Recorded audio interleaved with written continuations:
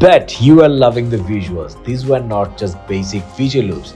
These were FFGL plugins made by my friend Kuru.